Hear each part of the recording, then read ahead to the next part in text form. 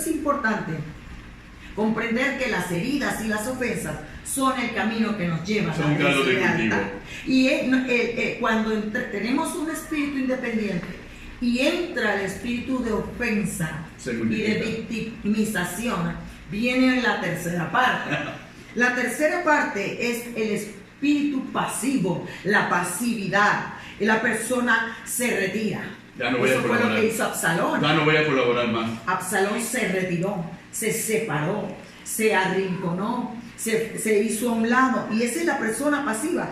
No se involucra. Ya no me voy a involucrar. Se sienta y mira. Aquí en esta iglesia no se puede hacer nada. Aquí me siento herida, me siento ofendida. No me valoran. No me valoran, no me voy a involucrar, porque a ver si cantan mejor que yo, Exacto. a ver si predican mejor que yo. Ahora se sienta a criticar, a señalar, se sienta a murmurar, se sienta, claro, Benito, Claro. sí, Aquí yo siento inmediatamente, surgen las siguientes expresiones, claro.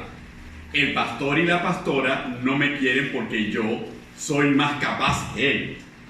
Porque él sabe que la decisión que tuve y que tomé fue mejor que la que él hubiera tomado, porque él no tiene la capacidad y yo sí tengo la capacidad. Entonces él se siente ofendido porque no quiere sombra. Por eso es que me trató como me trató. Entonces va creando un ánimo. Cuando uno ve la historia de Absalón, ¿cuál fue la historia de Absalón? Después de estos acontecimientos cuando regresa. Absalón, ¿qué le decía al resto del pueblo? Que él era mejor rey, él sería mejor rey que David. Que David no tenía la idoneidad ni la capacidad de juzgar correctamente.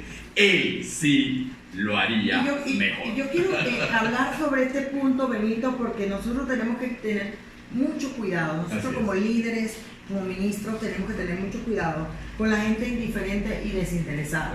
Porque la Biblia dice en el capítulo 48 de Jeremías, en el verso 10, maldito el que hiciera indolentemente la obra de Jehová, y maldito el que detuviere de la sangre su espada. ¿Qué estaba diciendo el profeta Jeremías en esta palabra?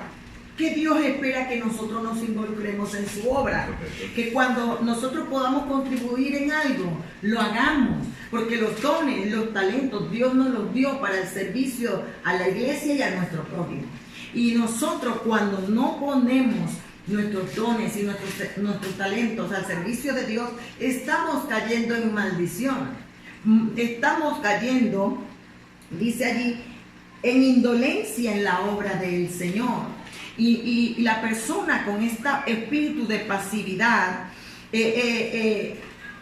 tiene que comprender que mantenerse pasivo por sentirme ofendido o por sentirme herido o por sentirme victimizado no le está haciendo daño a la iglesia, ni al líder, ni al pastor. Se está haciendo daño él mismo. ¿Por qué? Porque está cayendo en maldición delante de Dios. Amén. Porque a quien le tiene que dar cuenta por su fidelidad y su lealtad al llamado, al propósito y a los dones, es a Dios. Amén. No al líder. Entonces muchas veces atacamos al líder y no nos damos cuenta que al enfocarnos en el líder o en la autoridad, caemos en deslealtad y en infidelidad a Dios y a su palabra. Miren cómo nos lo dice nuestro Señor Jesucristo en el capítulo 11 de Mateo. Y esto es interesante porque Jesucristo le está revelando a la generación en ese entonces su pasividad y su deslealtad a Dios, poniéndole dos ejemplos y la misma actitud.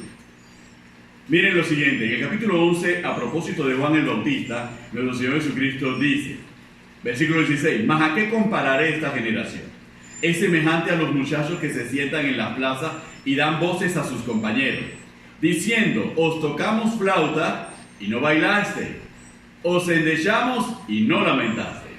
Porque vino Juan que ni comía ni bebía y decían, demonio tiene.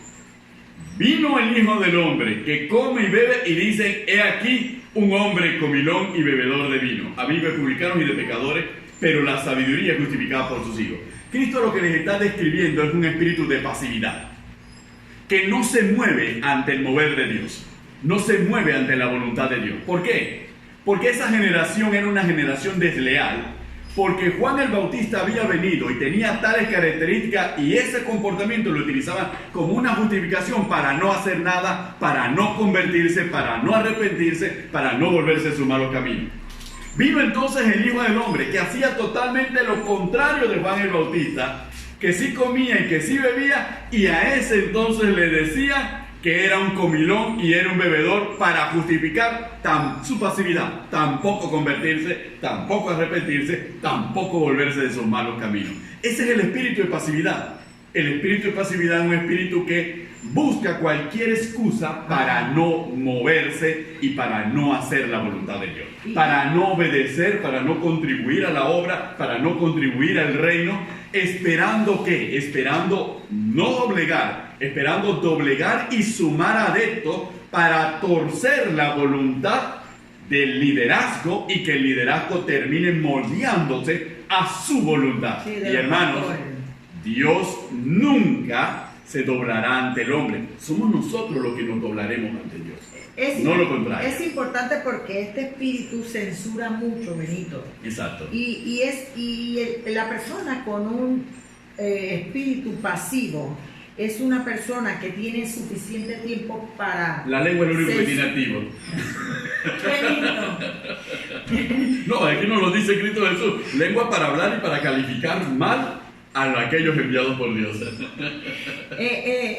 Esta persona, al retirarse, al volverse pasiva, al no involucrarse, tiene el tiempo suficiente para mirar, para examinar, para escudriñar, tiene tiempo para despreciar a la iglesia, tiene tiempo para despreciar a los líderes, tiene tiempo para entrar en la siguiente etapa. Exactamente. ¿Cuál es la siguiente etapa? La cuarta, porque se nos está acabando. La siguiente etapa de la persona que tiene estos rasgos de lealtad. La primera es espíritu independiente. La segunda es que se siente ofendido.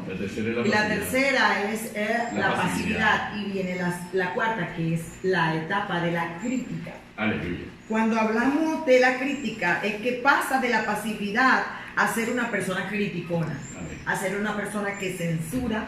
Es la etapa de notar y de ampliar las faltas de la iglesia, del liderazgo, del que predica, del que enseña, del que ministra, del que canta porque ya son expresiones como: ¿por qué tanto desperdicio? ¿Por qué quebrar un frasco de alabastro para ungir a Jesús? ¿Por qué tanto desperdicio? Lo pudimos haber utilizado en dárselo a los pobres. He ahí la definición de un espíritu independiente. Y también